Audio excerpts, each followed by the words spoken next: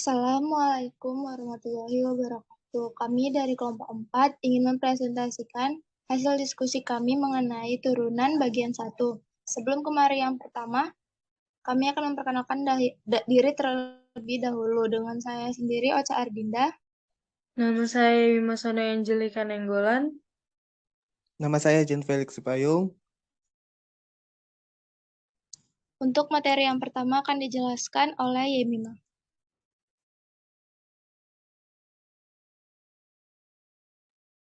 Saya akan menjelaskan materi dua masalah dengan satu tema. Dua masalah tersebut itu adalah garis singgung dan kecepatan sesaat. Pertama, saya akan membahas masalah garis singgung.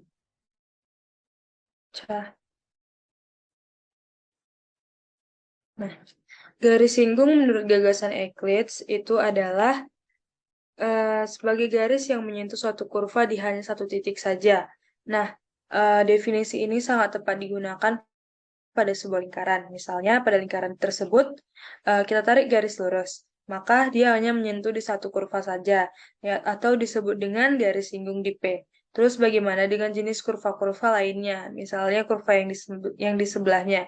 Kita misalkan sudah kita dapatkan garis singgung di P-nya, seperti yang terlihat.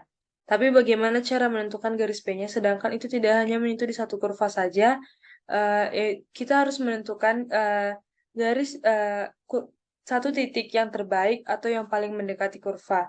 Caranya saya akan menjelaskannya. Nah, kita misalkan di sini kan ada kurva yang berwarna ungu yang memiliki titik P. Nah, kita letakkan di situ titik Q dengan syarat bahwa titik Q ini bisa mendekati titik P. Nah, kemudian kalau misalnya kita tarik satu garis hanya melewati titik P, itu disebut dengan garis singgung atau tangen. Kalau misalnya kita tarik satu garis, dia melewati titik P dan Q, maka itu disebut dengan garis tali busur atau garis sekant. Kita misalkan tarik sumbu X dan Y, maka titik P terhadap sumbu X itu C.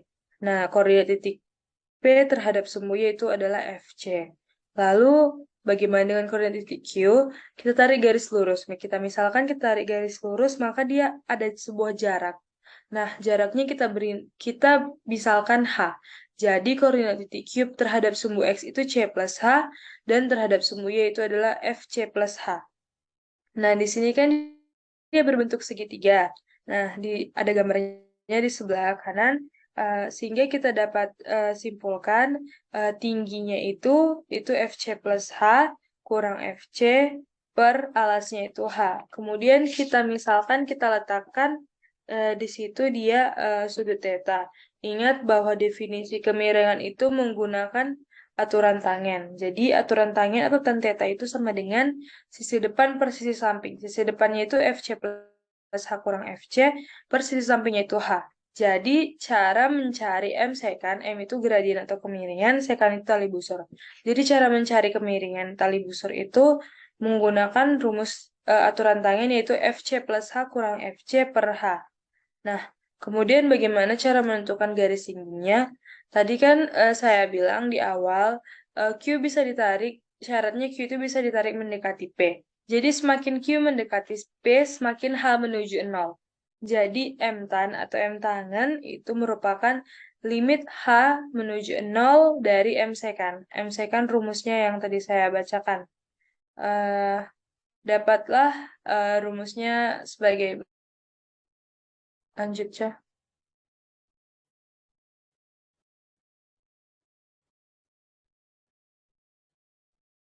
Nah, jadi definisi garis singgung pada kurva Y sama dengan fx di titik P, C, FC adalah garis yang melalui P dengan kemiringan limit H menuju 0 dari FC plus H kurang FC per H. Dengan syarat bahwa limit ini tuh ada, bukan tak terhingga atau minta terhingga. Contoh soalnya, carilah kemiringan garis singgung pada kurva fx sama dengan x kuadrat di titik 2,4. Nah, 2,42 ini X, 4 ini Y. Tadi kan di slide sebelumnya saya jelaskan, C itu berada di sumbu X kan. Maka 2-nya ini sama dengan X, 4-nya itu sama dengan Y. Kita substitusikan C menjadi 2. Jadi dapatlah F2 tambah H kurang F2 per H. Kemudian Fx-nya kan X kuadrat.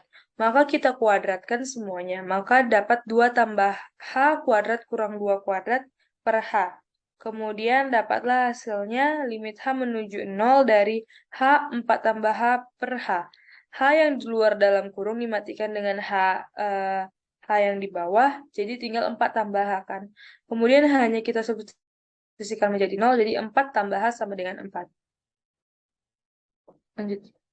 Nah, kemudian masalah kedua itu kecepatan rata-rata dan kecepatan sesaat.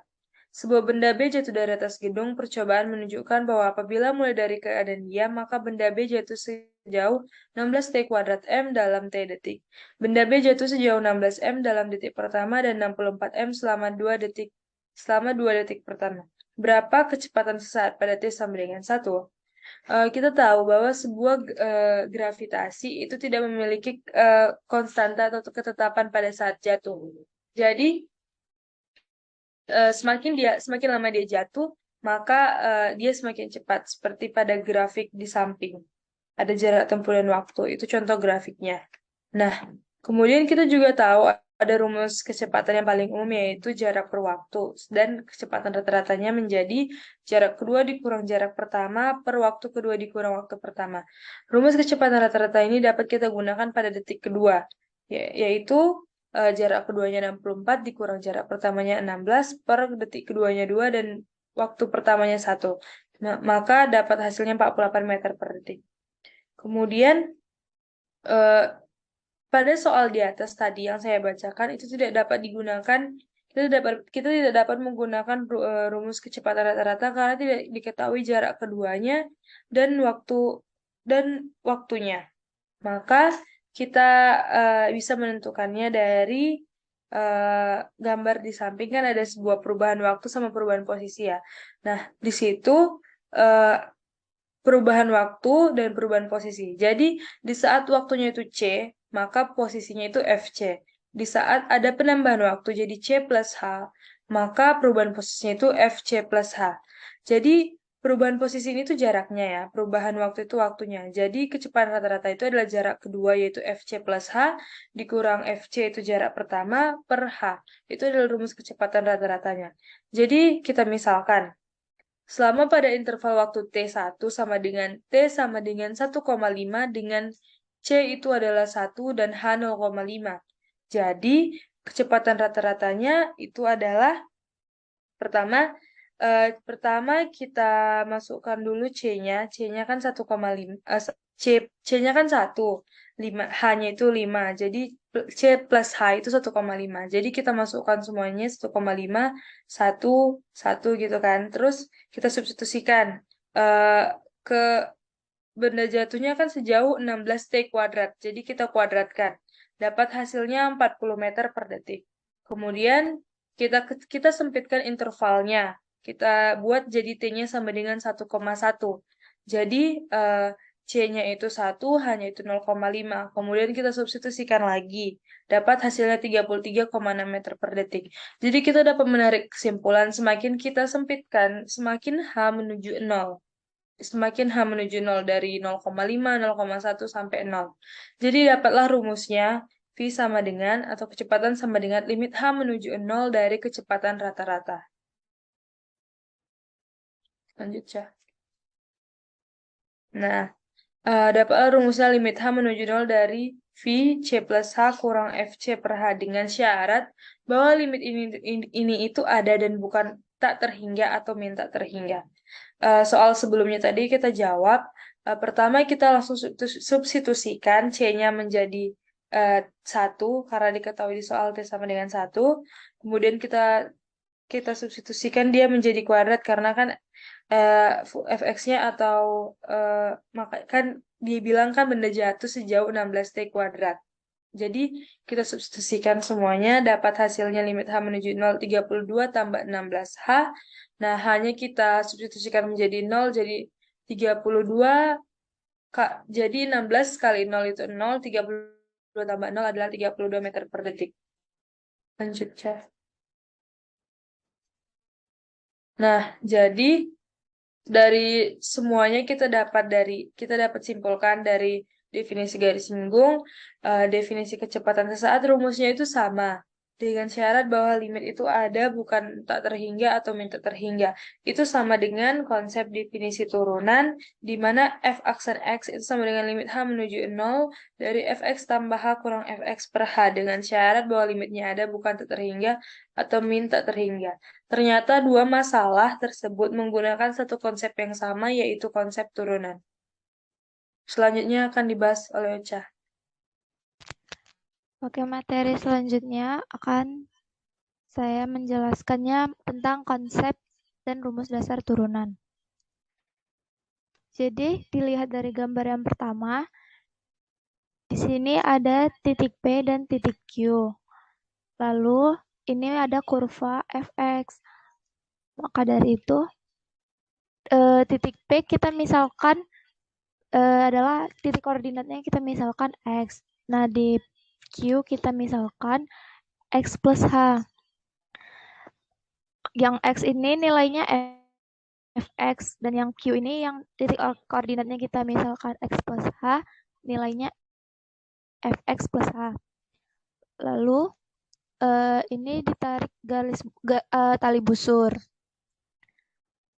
Lalu selanjutnya kita akan mencari titik segitiga siku-siku ini kita keluarkan dahulu. Panjang ini itu fx plus h dikurang fx. Kenapa fx plus h dikurang fx? Karena panjang dari sini sampai sini itu adalah fx plus h. Maka kalau ingin mencari yang ini, panjang tegaknya ini fx plus h dikurangi sama fx. Lalu jaraknya ini kita misalkan h. Lalu maka dari itu didapatkan gradien PQ-nya fx plus h dikurang fx plus h. Lanjut ke gambar yang kedua. Ini dimisalkan titik Q-nya makin mendekati ke titik P. Maka dari itu titik koordinatnya itu x plus h-nya ini makin mendekat ke x. Habis itu ini kan ada titik pertama, titik kedua yang makin dekat gitu kan. Habis itu ini kita tarik garis singgung untuk kurva yang memotong satu titik kan. Nah, baru itu dapatlah, sehingga kita dapat PQ-nya, gradien PQ-nya sama dengan limit H menuju 0. Kenapa H menuju 0? Karena ini X plus H-nya makin lama kan makin mendekati X, maka makin lama makin menuju 0. Jadi limit H menuju 0 dari fx plus h dikurang fx plus h sama dengan itulah yang dinamakan f aksen S atau turunan, rumus turunan. Dengan syaratnya untuk mencari suatu turunan, yaitu f aksen A adalah gradien atau kemiringan garis singgung pada kurva f di titik x sama dengan A. Lanjut ke contoh soal. Di sini ada soal tentukan turunan dari fx sama dengan x kuadrat ditambah 4. Nah, habis itu kita mencarinya pakai pakai rumus dasar turunan tadi, yaitu limit h menuju 0 fx tambah h dikurang fx plus h. Sebelum kita mencari ke sini, kita harus mencari fx plus h-nya dulu, yaitu di sini fx plus h sama dengan di sini kan x kuadrat. Terus kita substitusikan x plus h-nya ini ke dalam sini. Jadi x plus h dikuadratin ditambah 4. Habis itu faktornya dikeluarin menjadi x plus h dikali x plus h ditambah 4 sama dengan x kuadrat ditambah 2xh ditambah h kuadrat ditambah 4. Lalu kita substitusikan ke dalam rumus ini tadi. Menjadi limit h menuju 0 x kuadrat ditambah 2xh ditambah h kuadrat ditambah 4 dikurang x kuadrat ditambah 4. Lalu menjadi limit h menuju 0 x kuadrat ditambah 2xh ditambah x kuadrat ditambah 4 dikurang x. Ini dikeluarin buka kurungnya, x kuadrat dikurang 4 per h.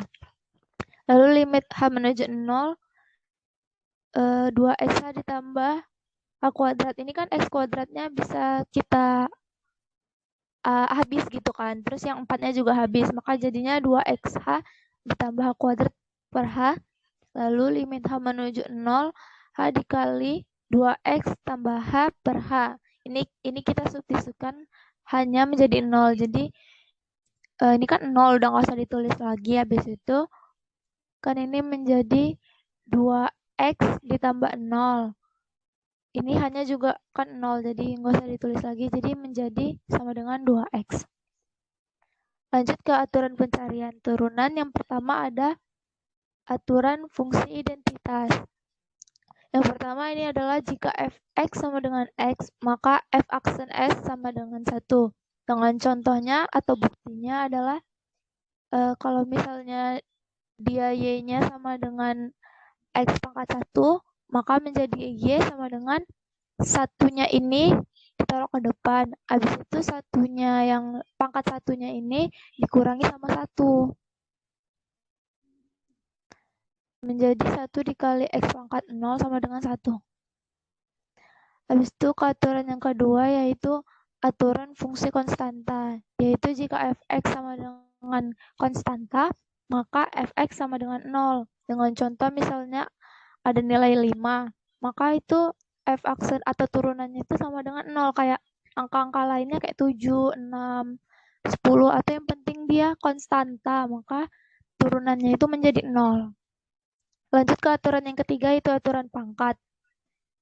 Yaitu ada dx pangkat n per dx sama dengan f aksen.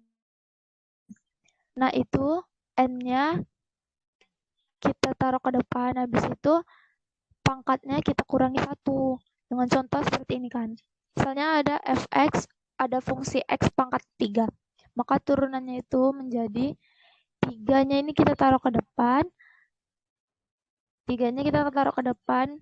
Habis itu kita kalikan dengan x, 3-nya dikurangi 1. Jadi x pangkat 3 dikurang 1 sama dengan 3 dikali x pangkat 2. Fungsi yang kedua juga kayak gitu, 2x pangkat 4. Nah, bedanya di sini kan udah ada angka di depannya. Nah, itu kita kalikan 4 dikali 2, habis itu dikalikan x pangkat 4 dikurangi 1. 4 kali 2, 8. X pangkat 4 dikurang 1 sama dengan x pangkat 3. Jadi, hasilnya 8x pangkat 3.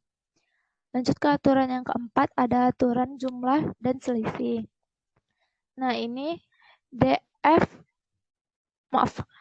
lanjut ini dfx tambah atau kurang gx per dx sama dengan itu adalah turunan fx ditambah atau dikurang gx, turunan dari g. Contohnya ada fungsi x pangkat 3 ditambah 2x pangkat 4. Nah, ini caranya pakai cara yang tadi kan. Habis itu kita tambahin. Karena ini soalnya tambah. Jadi 3x pangkat 2 ditambah 8x pangkat 3 hasilnya. Lanjut ke fungsi yang kedua juga kayak gitu, cuman bedanya ini dikurang. Jadi dia hasilnya menjadi 3x pangkat 2 dikurang 6x. Lanjut ke aturan kelima, ada aturan hasil kali. dfx dikali gx per dx sama dengan itu f aksen x dikali gx ditambah fx dikali g aksen x. Atau bisa dikenal dengan rumus yang lebih umum yaitu y sama dengan u kali v menjadi y aksen sama dengan u aksen v ditambah u v aksen. Contohnya ada tentukan f aksen x untuk fungsi 3x kuadrat dikurang 5 dikali 2x pangkat 4 dikurang 4. Ini kita harus menentukan mana u-nya, mana u aksennya, mana v-nya, mana v aksennya. Nah, di sini u-nya 3x kuadrat dikurang 5. U aksennya itu berarti turunan dari 3x kuadrat dikurang 5-nya ini. Sama dengan 6x kan. Kenapa? Karena kan ini 2 dikali 3, jadi 6. Terus x-nya pangkat 2 ini kan 2-nya dikurang 1. Jadi 6x doang, karena 2 kurang 1 kan 1. 1 nggak usah ditaruh. Nah, 5 ini kenapa nggak ada? Karena kayak aturan yang tadi, itu kalau misalnya konstanta atau berdiri sendiri, dia hasilnya menjadi 0, jadi 6x doang kan. Terus yang V-nya ini adalah 2x pangkat 4 dikurang 4, maka turunannya atau V aksennya sama dengan 8x pangkat 3 dikurang 1. Jadi rumusnya U aksen V ditambah UV aksen sama dengan tinggal kita masukkan aja, kita substitusikan. Menjadi 6x dikali 2x pangkat 4 dikurang x ditambah 3x pangkat 2 dikurang 5 dikali 8x pangkat 3 dikurang 1. Habis itu ini kita kalikan ke dalam. 6 kali 2 kan 12x pangkat 5. Habis itu dikurangi 6x kuadrat. Habis itu ditambah 24x pangkat 5 ditambah 3x pangkat 2 dikurang 40x pangkat 3 ditambah 5. Habis itu ini yang sama kayak x pangkat 5 sama x pangkat 5-nya ini disamain kan, ditambah jadinya. Jadi 36x pangkat 5 dikurang 40x pangkat 3 dikurang 9x pangkat 2 karena ini sama. Habis itu ditambah 5. Maka hasilnya jadi 36x pangkat 5 dikurang 40x pangkat 3 dikurang 9x pangkat 2 ditambah 5. Habis itu ada aturan hasil bagi.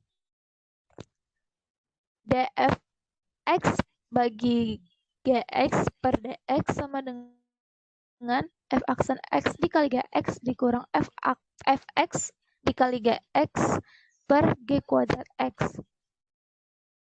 Dengan syaratnya gx-nya ini tidak boleh sama dengan 0. Atau rumus yang lebih umumnya dikenal dengan y sama dengan u per v. Maka turunannya atau y aksennya menjadi u aksen v dikurang uv aksen per v kuadrat. Terus ada contoh soal, tentukan f aksen s untuk fungsi. Oh, ini salah ya penulisannya. Ini aturannya tentukan fx untuk fungsi f aksen x tambah 3 per x kuadrat ditambah 1. Nah, ini kita juga harus menentukan mana u-nya mana, v-nya mana, dan v aksennya mana, dan u aksennya mana. Terus di sini u-nya x tambah 3, maka turunannya itu 1. Terus v-nya sama dengan x kuadrat tambah 1, turunannya menjadi 2x. Terus ini aturannya satu aja ya, aksennya, maaf. Terus f aksen x sama dengan 1 dikali x kuadrat. Ini tinggal disubstitusikan aja ya sama rumus yang ini. 1 dikali x kuadrat tambah 1 dikurang x pangkat 3 dikali 2x per x kuadrat ditambah 1-nya dikuadratin. Karena di sini rumusnya v kuadrat kan. Terus hasilnya menjadi, ini dikalikan ke dalam. X kuadrat ditambah 1 dikurang, ini juga dikalikan ke sini, berarti menjadi 2x pangkat 2 ditambah 6x per x kuadrat ditambah 1 dikuadratin. Maka dari itu hasilnya menjadi min x kuadrat dikurang 6x ditambah 1 per x kuadrat ditambah 1 kuadrat. Untuk materi selanjutnya akan dijelaskan oleh Felix.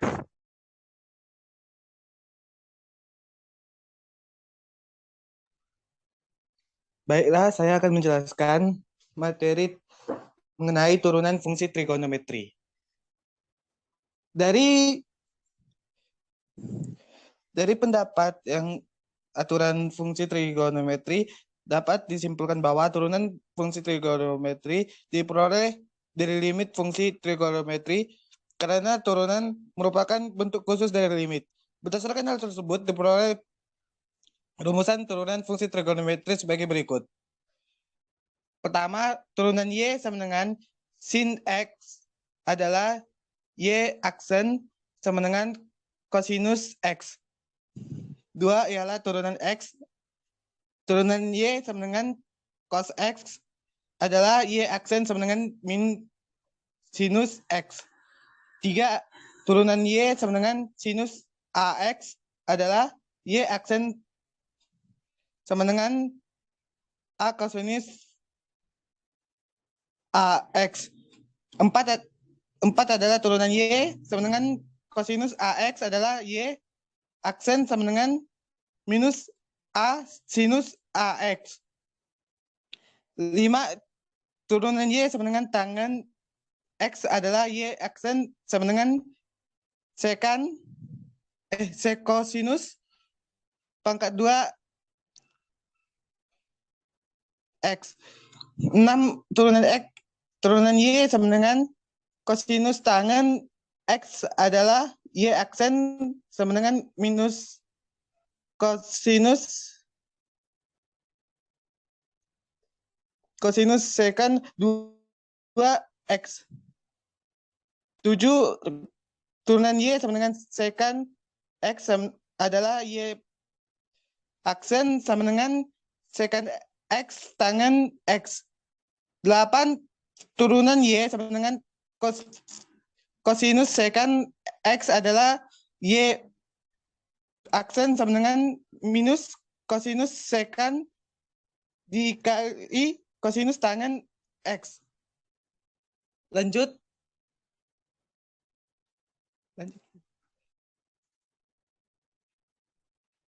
Jadi, lanjut.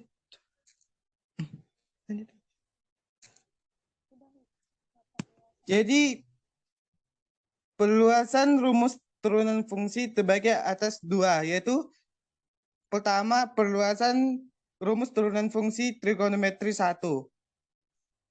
Misalnya, U merupakan fungsi yang bisa diturunkan terhadap X, di mana U aksen yaitu turunan U terhadap X, maka rumus turunannya akan menjadi 1 fungsi X sama dengan sinus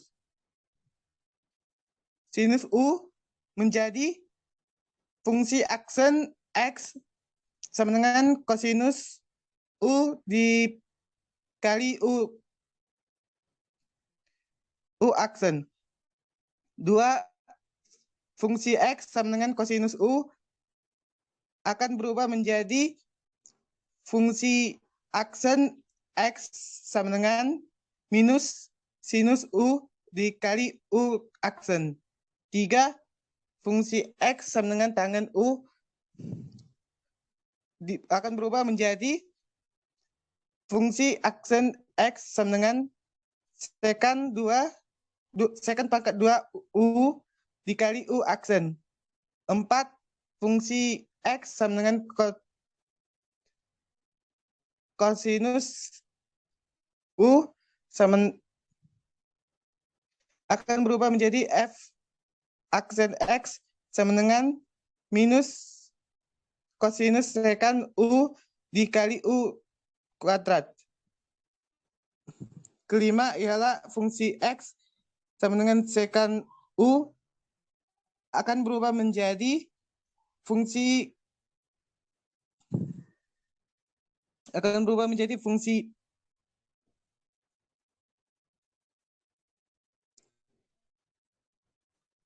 aksen X sama dengan sekant U tangen U dikali U aksen. 6 fungsi X sama dengan kosinus CU akan berubah menjadi fungsi kuadrat X sama dengan fungsi SCSU kosinus tangen U dikali U aksen. Lanjut, perluasan rumus turunan trigonometri 2. Misalnya, variabel sudut trigonometrinya AX tambah B, di mana A dan B yaitu bilangan real, dengan A tidak sama dengan 0, maka turunan fungsi trigonometrinya yaitu pertama, fungsi X sama dengan sinus AX ditambah B menjadi fungsi aksen X sama dengan A kosinus AX ditambah B. Kedua ialah fungsi X sama dengan kosinus AX ditambah B akan menjadi fungsi aksen X sama dengan minus A sinus AX ditambah B. Ketiga ialah fungsi X sama dengan tangen AX tambah B akan menjadi fungsi aksen X sama dengan A secant kuadrat AX ditambah B. 4. Fungsi X sama dengan kosinus tangen AX ditambah B akan menjadi fungsi fungsi aksen X sama dengan minus A secant SCS pangkat 2 AX tambah B. 5. Fungsi X sama dengan secant AX ditambah B akan menjadi fungsi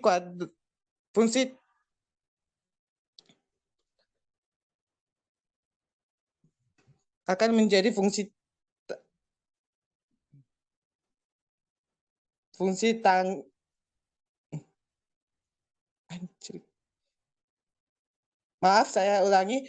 Fx yang kelima ialah Fx sama dengan secant AX ditambah B akan menjadi fungsi aksen X sama dengan A tangen AX tambah B dikali secant AX tambah B.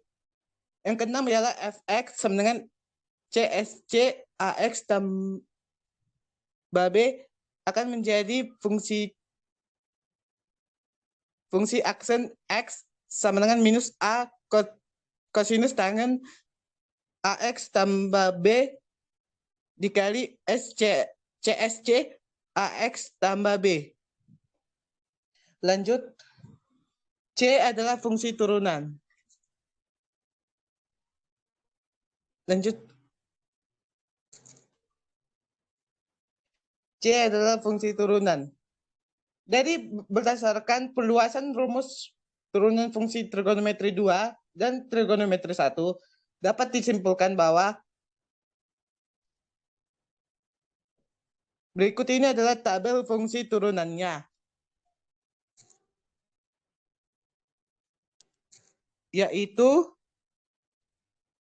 fungsinya sinus X, turunannya kosinus X. Fungsinya kosinus X, turunannya minus sinus X. Fungsinya tangen X, turunannya secant pangkat 2 X. Turunan kosinus tangen X sama dengan minus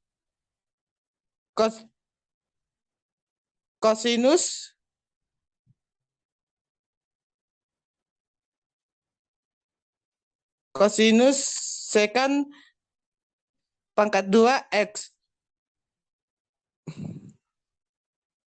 Secant kosinus X, fungsi secant kosinus X akan diturunkan akan menjadi minus kosinus